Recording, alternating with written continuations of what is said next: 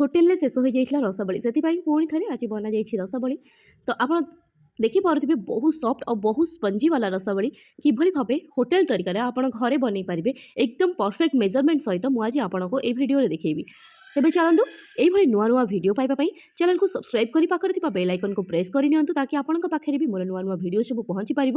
Soft ଆଉ ଏକଦମ spongy ବାଲା ରସାବଳି କିଭଳି ଭାବରେ ଘରେ ବନେଇବ तार सबू तरीका मु ए वीडियो रे जणैछि। तेबे वीडियो को बिना स्किप करी फुली वॉच करंतु ताकि आपण भी बनै पारबे होटल परी सॉफ्ट स्पंजी एकदम रसा रसा वाला रसावली। तेबे चलंतु स्टार्ट करबा आज रही सुंदर रेसिपी। तो रसावली बनवा पई एपटे निया जाइछि 8 लिटर क्षीर और क्षीर को भलो भाबरे फुटा जाइछि और एपटे निया जाइछि 3 लिटर क्षीर। तो ए जो 3 लिटर क्षीर आपण देखुचंदी एटा केवल फुटिबा पई ए 3 लिटर क्षीर और सेपटे जो आपण 8 लिटर क्षीर को देखुचंदी सेपट क्षीरटा 3 लिटर सेथिरु ऑलरेडी मरि सारिछि। तो एपटे जो 3 लिटर क्षीर थिला सेथिरे पकागला गुजराती आ चीनी को गुंड करा हेकि तार गुंडटा एथिरे ऐड कर दिया गला। तापर ताको भलो भाबरे मिसै दिया गला। तो किछि समय परे एथिरे ऐड कर दिया गला चीनी को। तो एटा गोटा चीनी ऐड करा गला। तो या एम भल भाव में मिसई ना और बहुत बढ़िया स्मेल आसुची जेहेतु गुजराती गुंड पड़ी। तो से गुजराती और चीनी को ये पीसागला कहीं गुजराती खाली सेमती पीसा जा पारबनी भल से फाइन होगी पीसी हेनी। तो से अल्प टे चीनी दिखाई पीसागला। एपटे जो आप क्षीर देखुं ये क्षीरटा पूरा मरी मरी पूरा 3 लिटर मरी जाए 8 लिटर और ये क्षीर सहित मिसाई कहीं क्षीरटा नॉर्मल फुटी ना। तो से क्षीर सहित मिसाई। तो ये दुटा जाक क्षीर मिसाई सारा या किसी समय फुटा हम। तो या किसी समय फुटाई सारा आम प्रस्तुत करवा ये रसगुल्ला। तो रसगुल्ला बनवाई ये 2.5 केजी निया जाइछि छेना। 2.5 केजी छेना सहित 5 चामच सुजी एथिरे मिसा जाइछि। तापरे गोटे चुटकी मैदा दिया जाइछि एथिरे। तो केवल रसगुल्ला को बाइंडिंग हबा पई एथिरे सब दिया जाइछि मात्र 5 चामच सुजी सहित गोटे चुटकी सेटा भी पुनी 2.5 किलो छेना रे।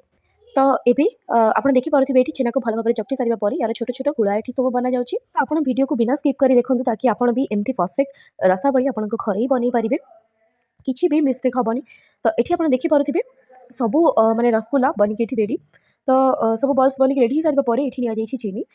चीनी जेतिकी निया जाइछि सेतिकी पानी एथिरे दिया जिवो माने आपण देखि पारथि बस चीनी को बुडीला पर्यंत एठी पानी दिया जाउछि सेतिकी बस बेसी पानी दिया जिवोनी बस चीनी सहित समान हेला परिका पानी एथिरे ऐड करा देबो। तो तापरे याकू आपण आस्ते आस्ते टिके चलै नियंतो किछि समय। तापरे एथिरे अल्प टिके क्षीर आपण ढाली दियंतु ताकि चीनी रे जहाँ भी सब मैला थिबो सेगुडा सब ऊपर को एई भई भाबरे भासिकी माने फुटिला परे एम्ति भासिबो सेटा ऊपर। तो तापरे आपण गोटे छणा साहाय्य रे से मैला को काढी नियंतु। तो एठी हमरे भी चीनी बहुत भल भाबरे सफा हो जाइछि। तो एबे एथिरे गुळा गुळा करके पुणी थरे रसगुल्ला को पका होछि काहेकि ना रसगुल्ला रे जदी क्राक रहिबो ताले सेटा चीनी सिरारे जाइके फाटी जिवो। तो एठी किछि भी घोड़ा जाउनी।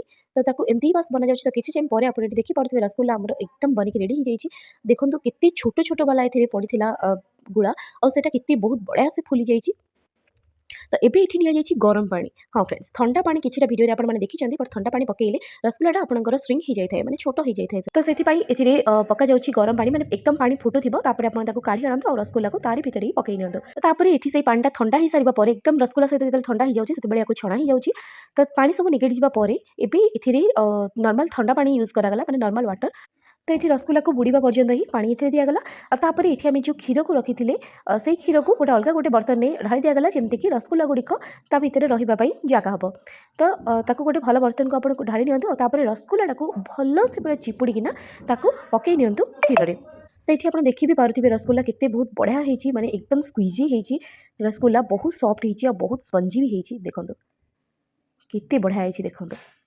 तो यही भाव में आप रसमलाई घरे निहाती भाव में ट्राए करूँ केमती आप रसमलाई बनला मत कमेंट बॉक्स में कमेंट कर निहाती भाव में जनातु। तो या किसी समय आपड़ या सबको क्षीर में पकई सारा पर या छाड़ी दिंतु आपण फ्रिज में आउे बस गोटे दिन पर आप खाते देखिए बहुत टेस्टी लगे। ये सहित क्षीर भी रसगुल्ला ऑब्जर्व कर नहीं कहीं सब पानी सब चीनी बाहर कराई बस एबे रसगुल्ला भितर को क्षीर जीव आउे सेठा जीव आपण बाटी को। तो बहुत टेस्टी लगे। आप थे या बनातु आपंकर अनुभव मत कमेंट बॉक्स में कमेंट कर निहाती भाव में जनातु।